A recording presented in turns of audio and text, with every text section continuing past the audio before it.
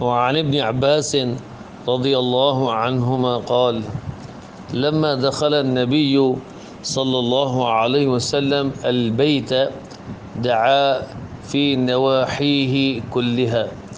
ولم يصلي حتى خرج منه فلما خرج ركع ركعتين في قبول الكعبة وقال هذه القبلة رواہ البخاری۔ حضرت عبداللہ ابن عباس رضی اللہ عنہما سے مروی ہے، انہوں نے فرمایا کہ نبی کریم صلی اللہ علیہ وسلم جب بیت اللہ میں داخل ہوئے، خانہ کعبہ کے اندر کی جانب داخل ہوئے، تو آپ صلی اللہ تعالی علیہ وسلم نے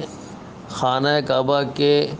اندرونی تمام کونوں میں جا کر دعا فرمائی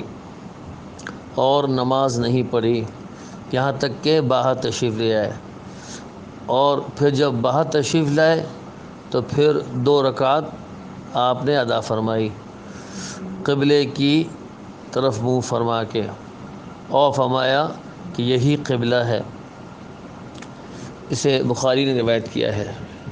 تو اس حدیث میں خانہ کعبہ کے اندر جا کر اس کے مختلف کونوں میں دعا کرنے کا بیان ہے، دیگر احادیث میں نماز پڑھنے کا بھی ذکر ہے،